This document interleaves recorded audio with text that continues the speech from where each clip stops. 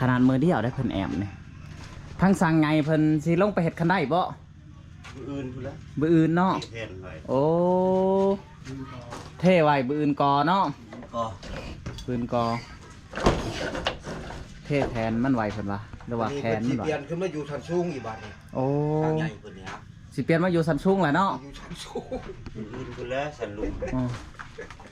เน่าได้นะแดดเนาะแม่นสันลุมแดดเลยเนาะพี่น้องเอ้ยให้เพิ่นมาอยู่สันสูงก่อนเพิ่นว่าอยู่ชั้นสูงอีกคนว่าชั้นสูงกับชั้นสูงเว้ยว่ายังบ่ว่ากันเนาะสันสูงก็ได้บ่เมื่อชั้นลุมแล้วก็มันอยู่ชั้นสูงโดย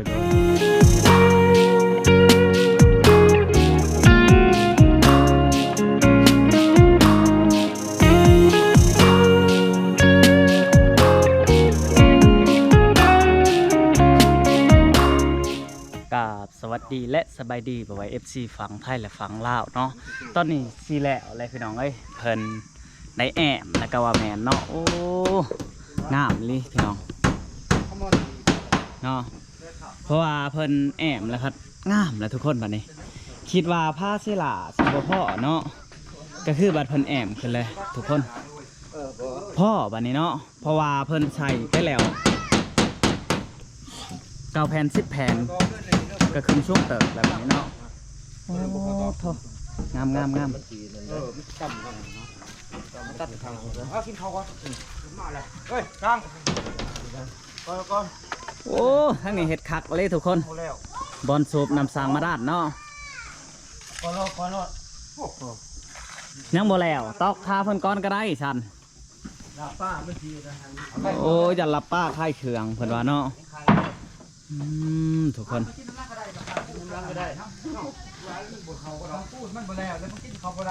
โดย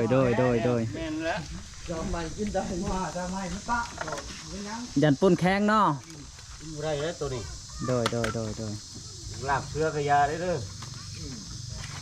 เพิ่นว่าคันเห็ดบ่แล้วก็กินบ่ได้ทุกคนเพราะว่าปุ่นมันบ่คือใหม่เนาะมันแข้งนี่ก็โอ้ยเอาหยากอีกทุกคนเลยโอ้ขึ้นสูงเติบเลยโอ้นี่ของกินดองเนาะนี่ละป้าต้มหัวป้าครับอันยังแหละเขาเจ้านั่นฮะกอบอันนี้ไรอันนี้เพิ่งดอกแค่เนาะดอกแค่ป่าโอ้มาทุกคนมากินน้ำมันแสบๆเนาะ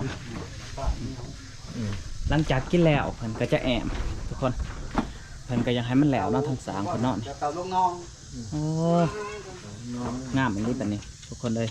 ทำเขาฮะเต่าลูกน้องเขาหลุดถูกเขาฮักแล้วเดี๋ยวเอาแซ่บมอกูนขายาบ่จักราคาแม่เฒ่าอยู่แม่เฒ่าขอซื้อมีแต่2,500แม่เฒ่าสิย่านี่บอกมันโดดมันมาตัวสื่อนะเขาเจ้าอยู่วะโอ้พี่ดองเอ้ยเงี้ยพอดีเมามักแง่วเนาะหลังจากเพิ่นกินข้าวกินน้ำแล้วเพิ่นกะมากินมักแง่วต่อทางห้ามกะสิได้ไปซื้อปูนเอาสอบหนึ่งก่อนเนาะเอาปูนเคี้ยวเนาะเพราะว่าทางสางเพิ่นสิกอคันได้ทุกคนเนาะก็คือแยกกันเห็ดกับว่าแมนเนาะเพิ่นอยากให้มันสำเร็จไว้ทุกคนเอาทุกคนบัดนี้เฮาสิได้ไปซื้อปูนก่อนเนาะบ้านตะโน่นอะไรพี่น้องเอ้ยเฮาจะได้แป้งปูนเนาะเพราะว่าเฮาซื้อน้ำเพิ่นสอบเคี้ยวเพิ่นว่าสอบละ80,000ทุกคนเนาะ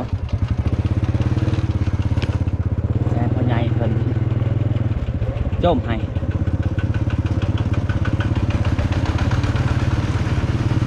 โจมได้อยู่บ่ดูดีบ่ เอ้าตัวเคี้ยวตัวได้ตัวเคี้ยวนี่ก็ว่าบ่เท่าแก่ตัวนี้ก็ว่าตัวเคี้ยว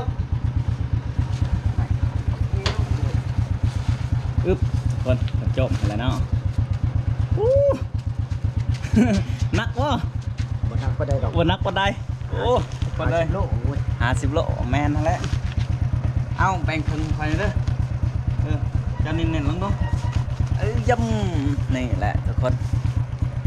เอาทุกคนบัดนี้เฮาก็สิได้เดินทางไปเพื่อนปลาใบทุกคนเลย ไปรับส้มน้ำกันเพราะว่าเฮาสิได้เดินทางกลับก็โอ้ยใกล้เลยขอบใจเด้อพ่อใหญ่เด้อ ใกล้บ่ ก็บ่ใกล้ไปได้นาย่างนี่บ่ใกล้ไปได้กับประมาณว่าลัก2ลักพุ่นแหละเนาะพ่อใหญ่โดยโอ้พี่น้องเอ้ยหลังจากเฮามาไปซื้อปูนเนาะทางสร้างเพิ่นพักผ่อนเพิ่นมาแอมข้างหน้าก่อนเนาะบัดนี้โอ้งามเลยทุกคนเอ้ยมีซีมีซันแหละเฮือนปลาใบแล้วก็เฮือนเอ้ยเพิ่นทุกคนเนาะมาเด้อนี่จะเป็นบอนสิเฮ็ดคันได้ทุกคนเนาะก็คือสิเฮ็ดตั้มนี้มานี่เลยเนาะลงมาเสร็จนี่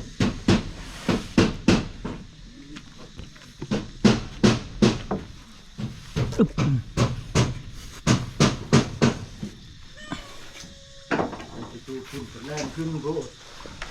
มาทางนี้ได้ของยาใหญ่ โอ้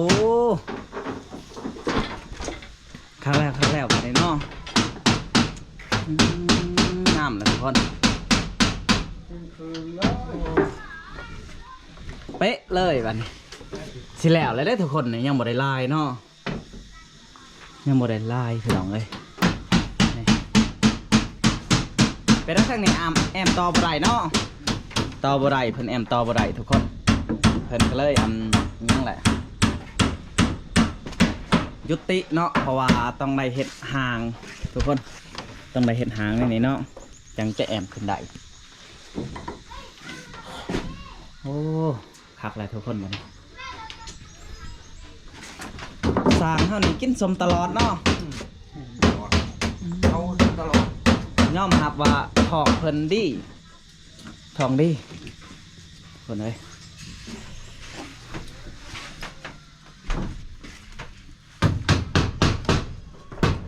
ซื้อปุ้นบ่ได้เฮิงกลับมา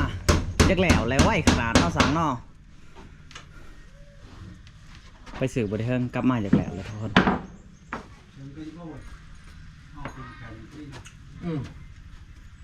บ่ชมเด้อที่ชมนี่แหละจะยามอีกคนละนึงตัวดี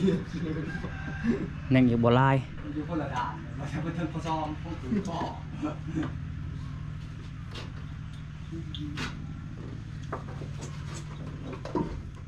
ขนาดมือเดียวได้พี่น้องเอ้ยนี่ขนาดมือเดียวได้เพิ่นแอมนี่ทั้งสั่งไงเพิ่นสิลงไปเฮ็ดคันได้บ่ อื่นพุ่นละ บื้ออื่นเนาะ แทนไว้ โอ้เท่ไว้บื้ออื่นกอเนาะ ก็ ปืนกอเท่แทนมันไหวเพิ่นวะหรือว่าแทนมันไหว เปลี่ยนขึ้นมาอยู่ชั้นสูงอีกบาทนี่ โอ้ ทางใหญ่คนนี้ครับ สิเปลี่ยนมาอยู่ซันชุ่งแหละเนาะ อยู่ชั้นสูง อื่นพุ่นแล้วสันลุง อ๋อ เน่าได้นะ แดดเนาะ อีกนะ แม่นสันลุมแดดเลยเนาะพี่น้องเอ้ยให้เพิ่นมาอยู่ซันชุ่งก่อนเพิ่นว่า อยู่ชั้นสูงอีกคนว่าอ่ะชั้นสูงกับชั้นสูงเว้ยว่ายัง บ่ว่ากันเนาะซันชุ่งก็ได้บ่ เมื่อชั้นลุมแล้วก็มันอยู่ชั้นสูง โดย คันแผ่นที่ด้อยหันอยู่ชั้นสูงหันบุรีดีได้หันใด โอ้ แทนดินเอาไว้ซื้อ เด้อลูกเด้อฟังเด้อ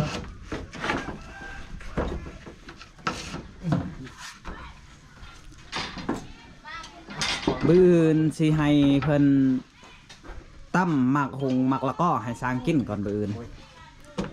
ตั้มหมักหุงเนาะสร้างเนาะเอาแบบสิเผ็ดๆจักบาท เด้อลูกเด้อฟัง โอ้ฟังบ่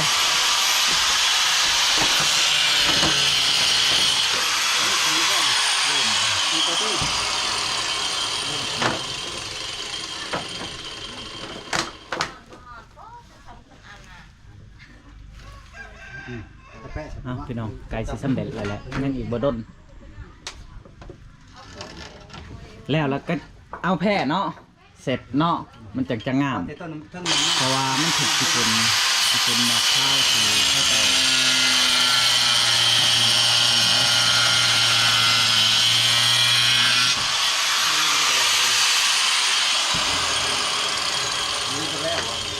ดืนนี่แหละว่าแอมดืนจ้าแล้วแอมเนาะดืนสื่อพาปิดปากมาหายเอาบ่หากผู้ได้บ่เคยใส่นี่ก็ห้ามใจหยาบเลย ถ้าอยู่เวลาเรือห้องไปติดดังเลย ติดดัง บ่คักนะเดียวเนาะเดี๋ยวปิดดังเพิ่นนะ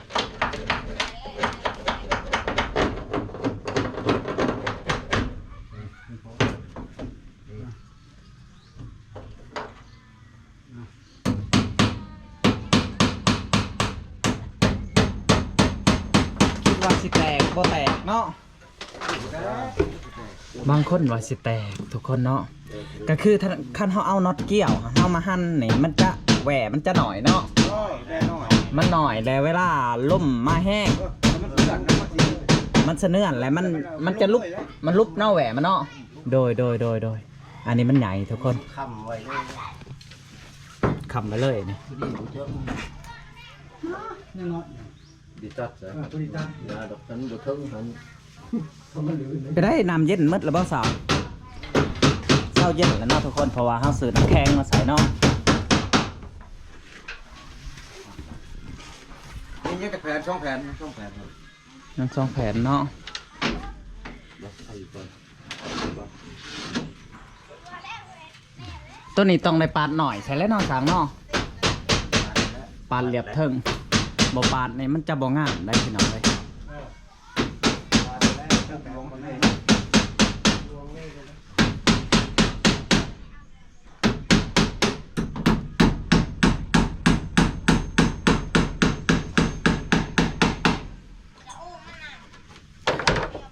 ทั้งสร้างว่าแป้นจะเรือเอาไปเอามาบ่เรือได้นี่ใดบ่เรืออันนี้ว่าวใส่ ยังจะตับพ่อ ว่าวใส่เอื้อยหน่อยเพิ่น ยังจะตับนะ น้องสาม หนึ่งสามตับ ตับอะไร ตับละหา มาว่ะ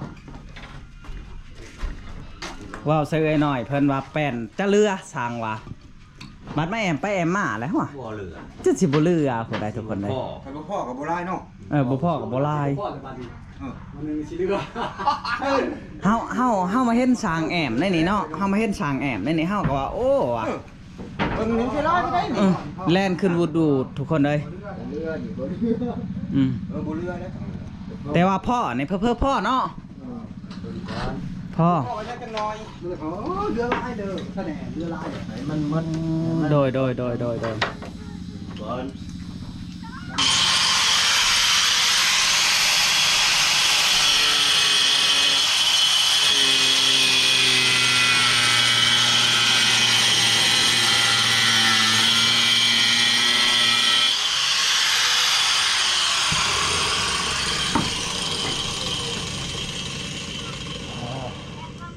ตะปูยังเท่านี้บ่ตะปูนี่ได้ ที่เท่านี้เลย โต๊ะที่คอยซื้อมาเมื่อเช้านี่เห็นเด้ยังทันได้ใส่แต่ว่าในกระสอบ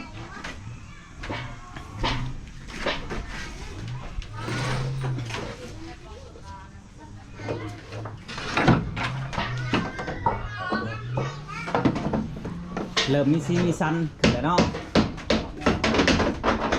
ไปได้สร้างมืออื่นคิดว่าแล้วบ่อันแอมนี่ แน่ว่า แอม บางทีก็ที่แล้วนะ แล้วเนาะ เพราะว่าตอนนี้5คำนี่มันก็ไปไล่เติบแล้วแม่นบ่ ตอนนี้มันที่แล้วหมดนักกันเลยทีนี้ครับทำบัวนี่นะบัวแรกก็ยังแท่งนี่นะน้อย ยังหน่อยหนึงเนาะ แน่ โดยสร้างนี่บ่แม่นสร้างลอยได้นี่สร้างพันได้เนาะไว้เลยสร้างพันทุกคนเลยโอ้สูบได้แล้วบ่นำมาด้านฮะป๊าดโถทุกคนสมางามแท้เพิ่นเท่แทงนี่งามเลยทุกคนเลย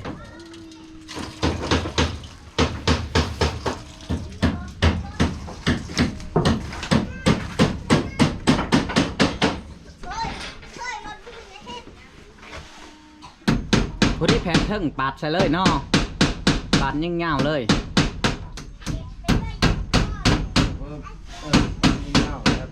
เคยหัวมัน ขั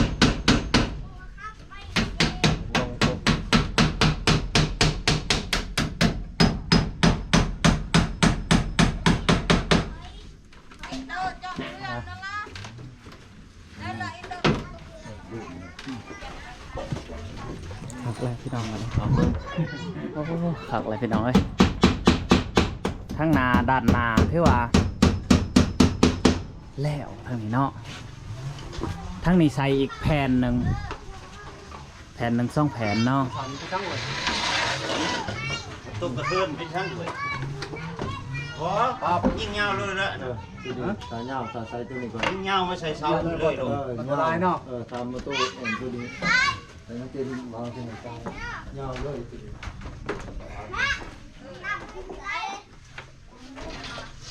สังกะสีนี่เขาเจ้ายังบ่ได้มุ่งอีก2 แผ่นพี่น้องคือใส่2 แผ่นนี่ก็คือแล้วเลยเนาะแล้วเลย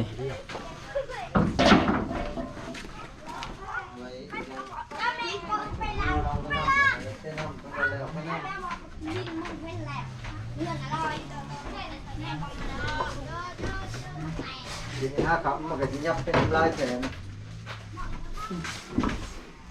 แต่ว่าทั้งนี้นี่ได้เฮ็ดโครงหางแล้วเนาะ โอ้เห็นแล้ว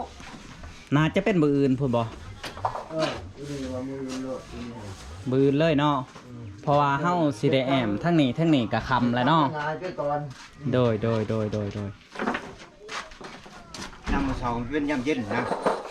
มันเป็นอย่างเย็นแล้วจากสลีทางนี้บัดนี้ มันแดด ตะปูใหญ่ พี่ตอบ ตะปูแปดนั่งอยู่พี่เนาะทางเฮาซื้อมาอยู่ทุกคนเนาะ2 โล มันแดดเอาทำมันหุ่มก่อนจำเอาทำมันแดดนี่นะ ไปได้สั่งไงมื้อนี้กินบ่กะแลมเย็นๆถามสั่งได้ เย็นเลยละ ยันว่าเพิ่นบ่กินเนาะอันคือสั่งข้างในว่าเมื่อวานในว่าอันเย็นแขวว่ะก็เลยว่าโอ้เย็นแขวแล้วบ่หันซื้อมาผากสั่งเลยว่าเนาะถามเพิ่นก่อน จะไปเย็นอีก อย่าเพิ่นเย็นเนาะ บ่เช่นแก้วอีก ตั้งว่าลินว่าหัวพี่น้องเอ้ยก็คือสร้างกับคนบัดเดียวกับเบาสัญญาเนาะบางคนผัดสิว่าโอ้คือหยอกกันได้วะบัดเดียวกันทุกคน หมูลาย บัดเดียวกันเนาะเสียงอ้ายเพิ่นไปสื่อกระแลมทุกคน ธรรมดา แต่ว่าบืออื่นนี่แทงคันได้ก็จะแล้วเนาะ โอ้แล้ว แล้วบืออื่นคันได้ก็จะแล้วบืออื่นทุกคน ไปได้ก็หายแหละแหละ โดยนี่ก็คือไหมสงมาเนาะไหมสงมาจะเห็ดซ้ำนี่แหละทุกคนเลยแต่ว่าเพิ่นสิกอขึ้นมาอีกประมาณว่าบ่สูงปานใดเนาะสิใส่5ขันพอดีเป๊ะเลยอ่ะ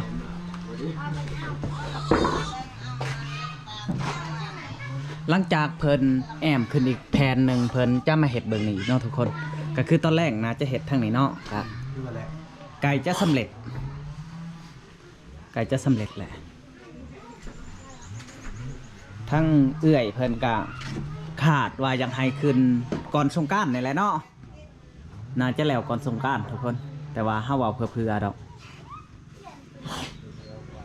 คันว่าคิดว่า2 คนเฮ็ดนี่ยังบ่แล้วปานนี้ดอกเนาะบ่แล้วคัน2ยังอันนี้คือ7 มื้อนี่ทุกคนหรือว่าอาทิตย์1มื้อนี่เนาะก็ได้ซ้ำนี่ก็ถือว่าเก่งหลายซ้ำว่าเพิ่นบ่ได้ตั้งใจเฮ็ดก็ว่าแม่นพี่น้องเอ้ยก็คือเพิ่นจะเมื่อแต่4 โมงบางวัน4 โมง3 โมง4 โมงเพิ่นเมื่อคันว่าเพิ่นอยู่ค่ำเนี่ยโอ้ยแห้งแล้วไว้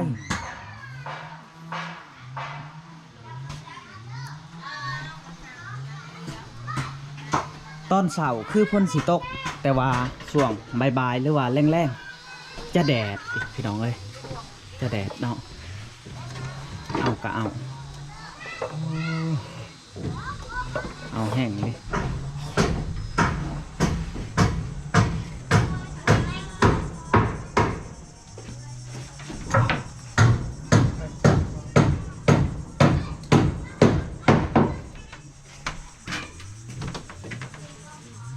โอ้เห็นหางทาป่ะทางนั้นเห็นหางทาเอ้ยโดยเพิ่นเจ้าบ่มีผู้อยู่หล่าก็ว่าแม่นได้เพราะว่าคันผู้หนึงเมื่อยผู้หนึงจะเฮ็ดทาผู้หนึงเมื่อยผู้หนึงจะเฮ็ดทามันก็จะไวแบบนี้แหละพี่น้องคือเฮือนนี่7 วันมื้อนี้ทุกคนหรือว่าอาทิตย์หนึงเนาะ7 วันมื้อนี้ เกือบสำเร็จ นับแต่มือย่อเลยคนเลย ประมาณอีก3วันถือว่าสำเร็จ ประมาณ3 วันสำเร็จ สำเร็จ ว่าวเพื่อเนาะเพราะว่าเพื่อคันได้เนาะ ได้ คันได้ทางสร้างพัดว่า3 วันสำเร็จ เลือดนี่ถือว่า3วันนี่ถือว่า ผมมีบอลเห็ดแล้วเนาะ แล้ว เด้อบ่าวสัญญาว่าบื้ออื่นนี่นาจะแล้วเนาะแอมเนาะ แล้วแน่มือ บื้ออื่นนี่แล้ว แล้วก็เพิ่นมามุ่งนี่ทุกคน มุ่งกับลบ มุ่งกับลบทั้งลุมกับสิเฮ็ดคันได้ทาเนาะ ได้ทา โดย เดี๋ยวเขาบ้านเลยจบ เข้าบ้านแล้วก็จบทุกคนเลย 3 วันนะบ้าน5วัน ไรตัวไรบ้างพูดจีแล้ว พอดี จุกการ พอชกการมือหนึงนะได้ซะ พอดีขึ้นเลยเนาะ จุดที่ใหม่เลย ไม่ได้ โดยเอาทุกคนบัดนี้จังได้กะบ่าวสัญญาสิได้โจะคลิปเพียงเท่านี้แหล้วเนาะจังได้กะฝากไปติดตามคลิปหน้าทุกคนคลิปนี้เฮากะสิได้อำลาพาจากแล้วเนาะขอกล่าวคำว่าสบายดีทุกคนเนาะ